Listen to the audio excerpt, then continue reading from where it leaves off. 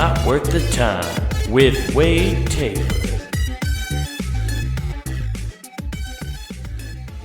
What's up, everybody? Welcome back to Not Worth the Time. We're here. We're doing it. I hope you've had a fantastic couple weeks. I hope everything's been going all right for you. I know I personally haven't checked in on with you. If you're fans of this show and Who Gives a F, you've heard me the entire time. You haven't missed me 1 week. But if you're just a fan of this show, boy howdy, have you been jonesing, right? You know, last week I gave you a methadone hit because I'd been gone for so long due to some weird shit happening in life. And now you're back to your regular scheduled heroin, your regularly scheduled injection of stupidity from me. Hey, I tried to warn you. The show's named the way it's named, you know. Ooh, got a new setup, by the way. Welcome to the new setup. It's just same room, just flipped. Well, we got a fun new whiteboard. Oh, my God, I wrote the name of the show on it. Isn't that just so special? Isn't that so special? A new look for the show. Same host, same moronic takes, and same cup of coffee. Yeah, that's what I want this show to feel like. It's just you walked into a diner, and it's just me talking about, ovens and how to cook toast in them and who knows, whatever other dumb shit I'm talking about. Isn't it just fun? I like it. I enjoy doing it. I'm glad you guys are here. Thank you for checking it out. If you're new to the show, this show is all about me just exploring things online and finding dumb shit on the internet to read to you that you don't have time to go find yourself. So I waste my valuable seconds on this earth finding information that you necessarily don't need, but at least it's interesting, and it gets you through that fucking 8-hour grind you're going through right now. Whatever you're doing. And that's what this show is. But then you also hear my dumb takes about whatever's on my mind at this point. This whole show is a lot like my stand-up, which is just me getting the chance to go up to a microphone and speak to people if they're willing to listen about the horse shit that I'm thinking about all the time. You luckily can just turn this off. If you're at a comedy show, you're with me for whatever time I'm up there. Okay? I'm trying to make you laugh. That's the whole point. Everything on here is to make you laugh and entertain you. So thank you for checking it out. I appreciate it. And haven't you explained what the show is in a long time. And now you know. So we're here. It's the winters already upon us. We finally got our first snow a few weeks ago. You know, this first snow is always the worst. And not because, like, snow sucks. Like, snow's whatever, dude. Ooh, I gotta go shovel the driveway. I'm so angry about having a chore to go do. I don't care. Shoveling snow is not that hard. And I don't even have a snowblower. Like, I just do it by hand. And I don't mind it. I got one of those snow shovels. I think it's called the plow. That's why I call it the snow plow. But it's called the plow. And it makes life super fucking easy, dude. Just walking out. You just got to be careful of the black ice. You know, I will admit it. I've shoveled my driveway before. Been pushing snow, hit a patch, slipped, fell, going inside. Going right the fuck back inside. There is no need to continue on for a little bit. I get at least a 2-hour break to gather myself to be like, man, I can't really bounce back like I used to. I hit the ground really hard there, and I'm still feeling it. It is 45 minutes later. I feel every inch of that back flat. There's a lot of ringing going on. I feel knots forming as I sit here and feel all the pain from that slip. Oh, man, used to go down and pop right back up, dude. I used to face plant on concrete skateboarding and bounce right back up and go, oh, man, I should go try that trick one more time. I was really fucking close. Not anymore, dude. Concrete, not good. And falling on concrete in the winter it's a harder surface. And obviously, people are like, well, of course it's a harder surface, it's cold, it's contracted in, so therefore the ground has become more solid because of how, I don't even know if I'm actually saying real things, but that's how I imagine it works, you know? Everything expands in the summertime, your doors fucking get wider, and and all that shit. Your doors don't close right during the summer. They don't close right during the winter. I don't think there's a proper time where your doors ever get to just glide into that door jam properly because the heat and the cold are just expanding and contracting. But it is a different fall on concrete, man, in the wintertime. We used to skateboard in the wintertime. That if there was dry, accessible concrete somewhere, we're over a gap or like we kickflip over snowbanks. We were there. We were trying to skate it, and falling hurt definitely 3 times more in the winter. Just that smack and that cold air. Ugh, it was terrible. So I don't mind the snow. The snow is whatever. What I really hate, and I think most people in the Midwest can back me up on this, is that learning curve, the first snowfall, for people to remember how to winter drive. People just, I don't know what it is from the last snowfall, whether that be at the middle of March or the middle of April. It's somewhere in there. You never know in the Midwest, unfortunately. You can get snow pretty late in April if things are going a different way. But right around, at least after April, it just, all the way until November. So you got 5-6 solid months where people just absolutely forget how to drive in the snow again until it comes around. And then they're just dusting off the old study manual and trying to remember, how the fuck do I turn into the skid? Oh, that seems like it's a bad idea. It's turning into the skid means I'm just going to keep going that way. And that's not how physics works. I don't know how physics works either. I don't understand why I'm yelling that. But yeah, you got to steer into the skid. Then that stops it, Don't freak out and try to go the opposite way. You're never going to go the opposite way. You're just going to keep going. For every reaction, there's an opposite and equal reaction. And that's what happens when you're skidding on ice, brother. Oh, yeah. And that's the problem. There's a lot of wrecks and all that stuff, but I don't even fault people for that. That's neither here nor there. What really chaps me is like this. Anybody can spin out in a situation where they're sliding on ice, right? I could forget very easily to steer into it. I've done a 360 on an interstate before. I was 17. So I feel like I have a little bit of an excuse being a driver of 1 year total under my belt. But I've done it. What I can't stand is how people treat parking lots after it snowed. It's lawless. A parking lot typically is perfect in the idea of that the rules are laid out plain and simple for you. Okay? There are rules to a parking lot. You get one space. You got to be inside the lines. And you got to leave the front part for some handy-capable people and some veterans, okay? Depending on which Hy-Vee you're going into. There might be some honor our veterans parking. And pregnant women. Shout out to the pregnant women. You deserve, also, find somebody else to go to the grocery store for you, okay? You don't need to be on your feet doing that, ma'am. You're creating life, okay? Have somebody else go get groceries for you. That's bullshit. Get your man off his ass and get him to the grocery store. Don't care if you need tampons. You should be a man and get them, Greg. I don't know why you need tampons while you're pregnant. I'm pretty sure that's probably one of the only benefits to being pregnant is the fact that you're not having a period for 9 months. I wouldn't know. I don't know. I don't even know if I feel like you're probably even more uncomfortable during this time. I don't know. I'm spitballing here. I'm guessing not having to use tampons is probably a plus during that time. But those parking lots become just absolutely lawless.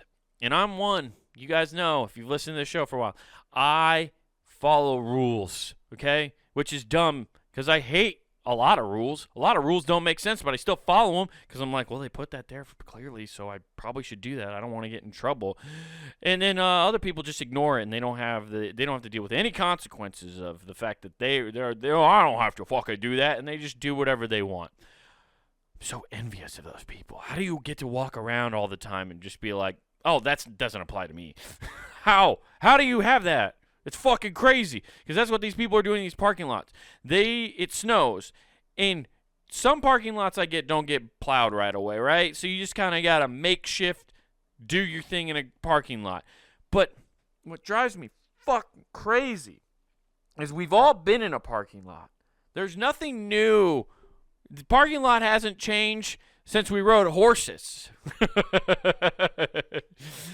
Even then, the parking lot rules, if there was, you had an orderly fashion of where to fucking, rope your horse next to the bar and stuff, okay? There were rules then. You knew what to do. I guarantee you they knew where to park the horse in a snowstorm. I bet you that horse knew where to park, okay? The horses were the first self-driving vehicles. They knew exactly where to go, okay? But cowboys would get drunk and they'd fucking take them home. We know what a parking lot looks like. We all understand it. We could all draw one perfectly on a piece of paper right now. But for some reason after snowfall, people don't remember how a parking lot goes. If there's like snow covering all the lines, it just becomes fucking mayhem. The first person who parks there doesn't take the closest spot. They just park in the middle of the fucking thing, and then for some reason, everybody else decides to follow that person's suit and just park wherever they goddamn well please, and just create absolute chaos. It's the worst. This was in a McDonald's parking lot that I experienced this, and I might be generalizing here, but I feel like this happens every time I go anywhere and there's partially snow-covered parking lots. People you just gotta look for one line, right? And then if you park just inside that line, you have now found an original spot, right? Like you can guesstimate. There's fucking curbs and stuff and everywhere to like be like, okay, this should roughly be where it is. And you can create an orderly in and out of whatever business you're trying to go into, okay? But no, they decided to just make this place a fucking living nightmare. People were parked long ways, for Christ's sake. I know that's not where the fucking parking space is. Every other car is like this, and you're like this. Every other car is vertical, and you're fucking lateral. What the fuck are you doing? It's infuriating. I hate these people. I hate them. And nobody does anything about it. They just get to go about their life somehow, just thinking the world revolves around them, and they don't have any problem. God, I just wish for instant justice all the time. I just want it one time. Just to witness it. Just watch somebody who's breaking the fucking rules that I'm following for some whatever fucking reason, whatever cosmic curse is on me. If I try to do what that person was doing, there'd be somebody there to be like, hey, buddy, you can't fucking do that. And I'd be like, God damn it. And I'd feel I think you could smell the potential shame eking off of my body. I exude potential shame. Whereas a person who doesn't feel any shame at any point in their life doesn't exude that, right? So there's no potential for you to get anything out of it. You don't get a story when you're just like, yeah, this fucking asshole was parking all weird, and I was like, hey, buddy, you can't park there. And he's like, fuck you, you piece of shit. You can't tell me what to do. What are you going to do? What are you going to call Croto and have him come take my pickup truck? Fuck you. I'll be gone before they show up, you piece of shit. And that guy walks in. That's not a good story. You just told all your buddies how you just got like cucked by a guy walking into a Casey's or something. But you see me, you can smell it. It's like fear from an animal. Just, oh, that guy will fucking be shamed. Like if I parked really quick and hey, buddy, you can't park here. I'm sorry. I know I fucking shouldn't park here. I'll move it. You're right. I'm sorry. And be like, yeah, I totally bitched out this guy. You can't believe that guy thought he could do that. Fucking kids. Like it's always a 55-year-old guy talking down to me. I'm 33 now. You calling me a kid. Yeah. But I would just feel, you could smell the shame I would exude. Exude? Admit the shame I'd admit. and just feel bad. And then I think about that the rest of the day, like, God, I'm a fucking piece of shit. So that's got to be what it is. Just a cosmic curse to know. I just know better. Isn't that the shitty part? Knowing better sucks. All these other pieces of shit, like, I don't know. I didn't know. And you're like, you didn't know. I honestly believe more and more as I get older, when I've been around people and they do something shitty or dumb that's just totally uncalled for and, like, causes just so much problem for not only them, but just mainly for people around them. They don't even care that it's like it doesn't really affect them. It affects others. And they're just like, I didn't know. I honestly, as I get older, I believe them when they say, I didn't know I couldn't do that. I'm like, you didn't know? How do you not know that you can't park like that? How do you know you can't fucking take a candy bar out of cases not pay for it? You know, like just dumb things like that. I believe them more and more as I hear people say, I didn't know I couldn't do that. Because I think they genuinely are fucking so oblivious to how the world works that they don't know they can't do that. And for some reason, I've wasted my whole life figuring out what I can't do rather than figuring out what I can do. Welcome to my motivational talk. Oh, boy howdy. But gotta give it to those people. They take risk, I guess. They take risk. And that's what they're good at, I guess. They're getting risk and finding the things they want to do. Which brings me to this week's topic, guys. Since it's a new year, and a lot of people are doing some new things in life, whether it's like trying to be healthier, trying to get out of their phone more, a lot of New Year's resolutions. People are doing all sorts of stuff.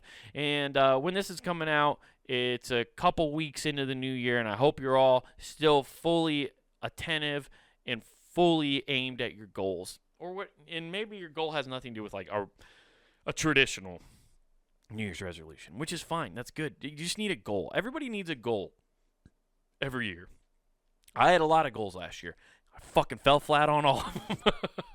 I had a shitty year, guys. It was not good for me. Old Wade. I did not do well at all. After I'm done with this podcast, I have to sit down and actually reflect on a lot of that and figure out how fucking shitty I had it, and why I didn't actually succeed more. But when you're doing something and trying to reach a goal, there's risk involved with that. And you have to be able to sometimes set aside the fear of risk and stuff in order to achieve that. You have to kind of ignore your brain's first initial response, which is to defend itself from the unknown. Because when you're trying to do something you haven't done before or to accomplish something, you kind of have to step outside your comfort zone, and that's where it feels risky. And because of that, I kind of started looking into what the psychology of risk is and why when you think of an idea and then you start going through all of the negative things. At least I do. I should say, from my perspective, I start thinking of an idea, and I'm like, I want to try to do this. And then I'm like, okay, well, what would it take for me to do that? And then I start going, well, then I'd fucking worry about this, and then I gotta go fucking do this, and then that'll happen, which will set me back a ways. And it's like, sometimes I have to figure out how to block out that. So I found this article, and I haven't read it yet, but I thought it'd be a good one to share with everybody on the psychology of engaging with risk. So we're going to check this out and see what it's all about. The key points: we often overestimate danger that are unlikely to harm us while underestimating those that pose a threat. See, I do that all the time. Like the thing I constantly overthink, and I overestimate how hard something or how difficult something can be a lot of times, and then underestimate the thing that I'm like, oh, I can do that easy, and then I'm fucking way over my head. That's why I've gone with the old adage in my life. I just think everything's really fucking hard and then go do it. And then I'm like, oh, okay, that wasn't so bad. If you undersell and over deliver. That's what I do a lot of times, except I do it backwards when I'm trying something new. I overestimate, and then it turns out it wasn't that hard. Classic. Different people can encounter the same risk and take different actions because our values that determine what we do with the data. Ooh, that's interesting. Our values that determine us. Okay, interesting. The risk to risk nothing in many ways is the biggest risk of all. The risk of looking back at life that is not fully lived. Goddamn, isn't that the truth? Risk is at the heart of all choices we make about how we support the health of a population. We are constantly weighing how we can best reduce risk of disease and harm. During COVID-19, by the way, this article is from 2023, so I don't know. I found it. I thought maybe there'd be some stuff in here about like that, but deal with it. We're trying to figure out some stuff about risk, guys. Fucking deal. Risk was at the center of the debates we had and actions we took in the face of the novel pathogen. We worked to minimize risk through measures we hope would keep us safe, and this we now know led to substantial public discussion and debate about what risk we were or were not willing to take. This is what brings me in part to the musing today about risk. The science of risk. We begin with the science of risk. The science of risk reflects what risk actually is, what the data says about the likelihood of given harm. We need to be clear about these data so that our thinking about risk is based on actual understanding of what poses as a threat to the health of a population and what does not. The challenge is that we frequently misunderstand risk. In particular, we have a hard time gauging risk across various potential causes of harm, often overestimating danger that are in reality highly unlikely to harm us. We underestimate or at least rarely think about dangers that genuinely pose a threat. For example, flying is by far the safest form of travel. The odds of dying in a plane crash are about 1 in 11 million. Meanwhile, the odds of dying in a motor vehicle crash are about 1 in 93. Yet every day, millions of people get in their cars without a second thought, while about 1 in 3 Americans have anxiety about flying. Yeah, that is that's such a perfect example about the differences in what we value and risk and what we don't. I actually am fucking terrified about driving, you guys, which is probably why I was flipping out about parking lot safety and driving in the snow earlier. I've always thought I was scary. Driving, it's so terrifying. Like, I don't understand how people get on motorcycles. It's one of the craziest things. I don't feel safe in an enclosed box on wheels on the interstate. I don't know how anybody feels comfortable on a motorcycle with zero protection around them. That's scary as fuck to me. Partially, I think I've always had a super vivid imagination, and when people tell me stuff, a lot of times I take it very literally, and can picture it vividly in my mind. And I'll never forget when I got my first car. My dad said this to all of us, but when he said it to me, I really imagined it a lot, even though I heard him say it to my older brother too. But when we got our cars, my dad gave us the keys, and he said, "I'm going to tell you the same thing my father told me." He's like, "I want this to be your car, not your coffin." And the visual image that drummed up in my fucking brain was just terrifying. And that's why I'm to this day, I'm very defensive driver, and I really don't do a lot of speeding or anything. It's very, very rare that I'm speeding because I'm terrified of dying in a car accident, and that's just been baked into me since I was I first heard that phrase, I guess, would have been 10 when Nate got his car. So that was crazy. I've also seen a dude get hit, have a bus hit him head on He tried to pass us right by us.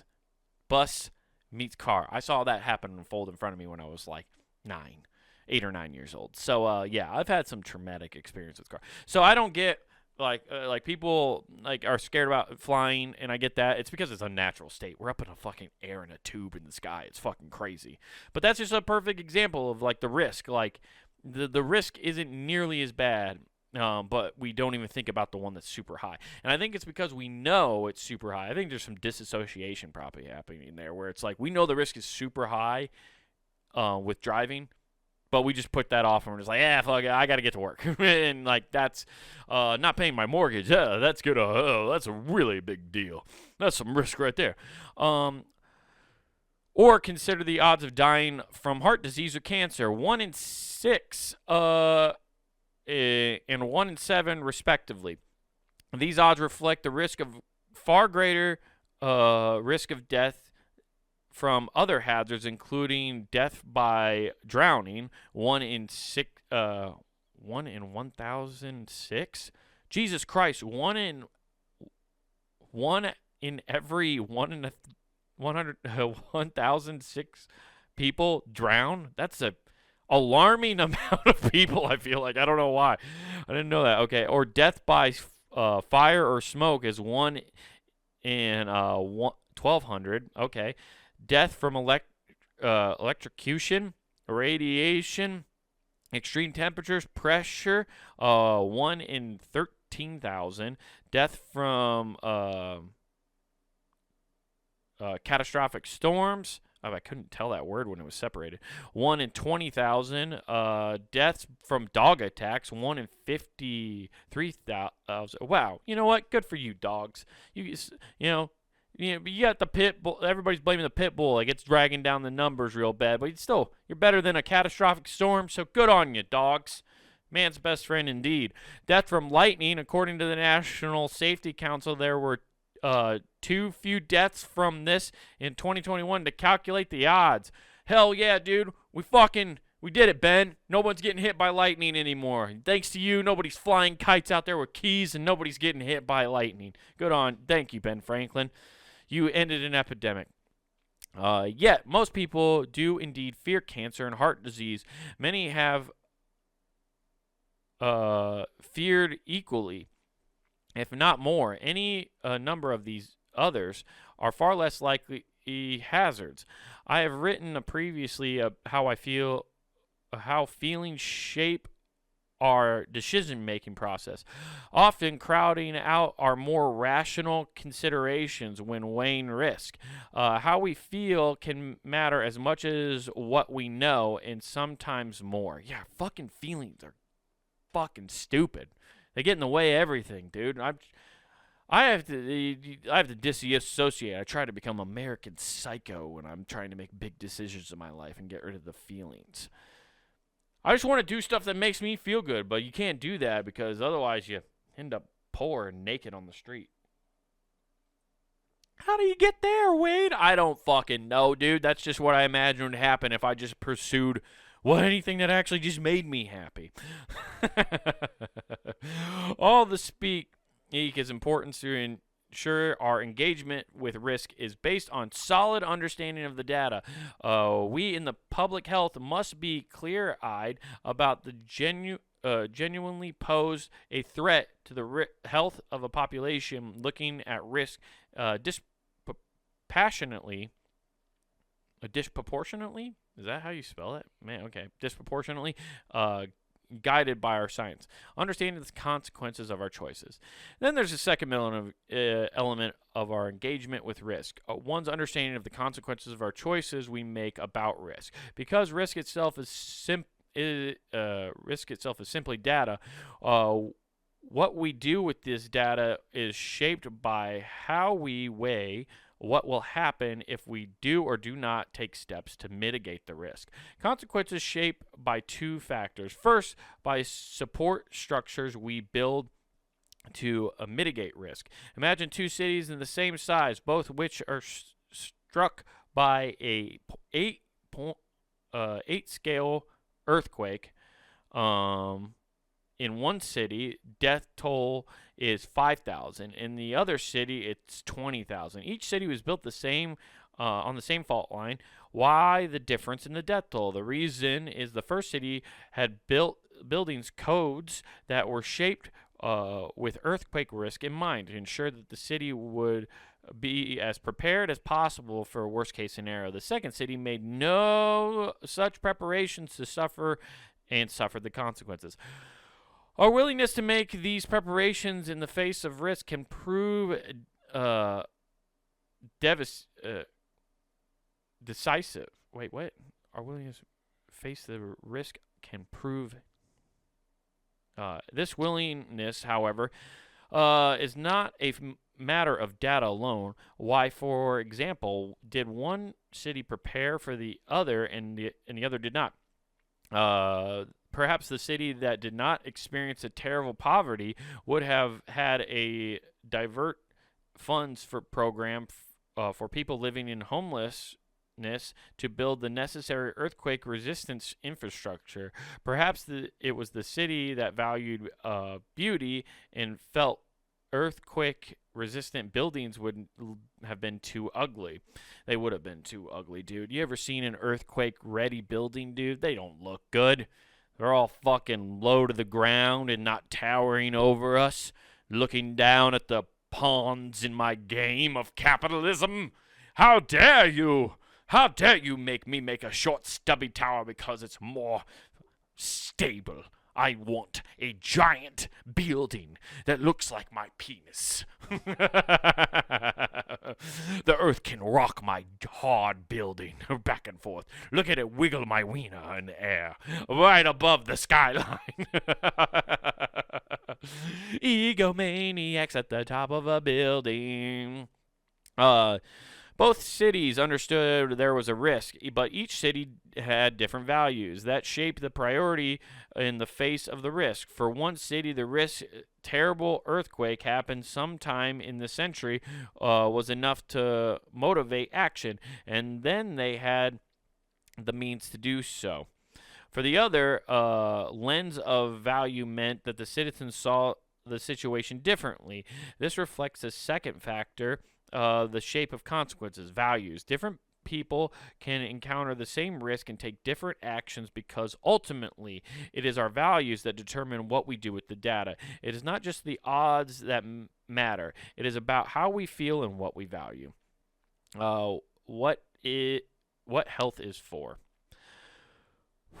Man, this is a long episode, you guys. I'm glad you're here with me. I'm glad you're having fun.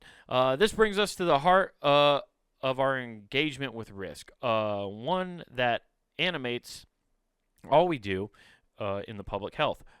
What is health for? It's all I have always believed that answer to be that health is for enabling us to live rich, full lives. As individuals, most of us recognize that rich, full lives always entail some measure of risk. To risk nothing is to do nothing. To love nothing is to believe nothing. I'm sorry, I'm inserting words. To risk nothing is to do nothing. To love nothing, to believe nothing. It has also been observed that many that risk nothing, to risk nothing is, in many ways, the biggest risk of all. To look back at life, on life that is not fully lived. As individuals, we grasp with this. As a field, however, we do not always apply the insight of engagement with policy. Instead, public health has tended to engage with binary conversations about whether to adopt broad policies geared towards the elimination rather than the mitigation of risk. How we philosophically understand health then shape what we view the consequences of risk. We need to be deepened this understanding to view risk through the lens of philosophical foundation of our field, the heart of why we do what we do. That last part, wow, is not what I was expecting to be said there, but that makes total sense. we kind of make very broad judgments nowadays, and like there's living in this binary of it's this or that, and we either got to get rid of it's either completely bad and we got to get rid of it all, or we're that, or yeah, maybe we just allow people to do what they want and they have to deal with the consequences of their actions, and maybe you do your best to try to help mitigate the risk that's involved. So maybe like even if they don't, you try to help them and give them all the data, but in the end, like they said, your values determine what risk you take. I think taking risks is very important. I've taken several big leaps and risks in my life, and it's definitely changed me, I think, for the better. Even in those situations where things didn't go well, and I didn't get what outcome I desired from it, I've grown. I think, and that's where you gotta, I think your attitude in life probably helps the most, is if you can take those shitty situations you get put into and try to take something from it, even when you can't see it right away. There's been times that things are very tough and you have to make some of the hardest decisions you'll ever make. And that's when you have to decide what risk you're willing to take. And you don't want to have to put other people through it. Through bad things, that's for sure. And you don't mean everybody's always trying, I think, to do what's the best. I truly do believe that most people are looking out, not just for their best interest, but they also for people that they do care about. There's very few people in the population of the entire world who don't care about anybody, right? They might only care about a select few, but they care about somebody, and they are trying to protect them in some way. And you hope they're not doing it in nefarious ways. Hopefully they're doing it with some kind of moral compass with it. But yeah, if you're willing to take a risk, you have to deal with those consequences, even if they aren't the result you desire. And you can't eliminate risk. You can't like have experiences of like how I moved to a brand new city by myself.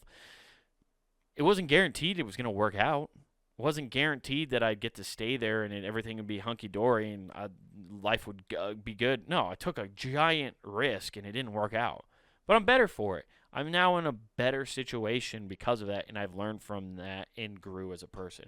And that's ultimately, I think, the best way you can better yourself, is finding those low moments and figuring out how you can not avoid, not avoid taking risks again, but avoid maybe the pitfalls that led to the negative outcome. Yeah. Nothing you didn't already know. You just are hearing it again from a moron in Iowa. Speaking of morons in Iowa, if you want to hear more shit like this, head over to punandgame.com. That's right, everybody. punandgame.com. Right back there on the whiteboard is where you can find this show, Not Worth the Time. You can also find my other show, Who Gives F, with my brother Nathan. We do that weekly. We have a back catalog of a bunch of great shows there on the website. So go check that out. Have yourself a good time on the website. Listen to your heart's content of all the awesome content we have to give there. And if you'd like to watch this podcast, you can go over to youtube.com. I got the fucking thing right there. Comic Wade Taylor at youtube.com. Find this show, Who Gives a F, clips of Who Gives a F, and clips of my stand-up comedy. So go check that out. It's also the best place to find this show. It's the best place to find clips of my stand-up and updates on where I might be doing some shows soon. So go check that out. And then check me out on Instagram, Wade Taylor _ Who Gives a F. Wade Taylor, all one word, _ WGAF. So go check that out on Instagram. Guys, this has been Not Worth the Time. I'm Wade Taylor. I hope you have a fantastic rest of your week. And remember, don't do anything I wouldn't do.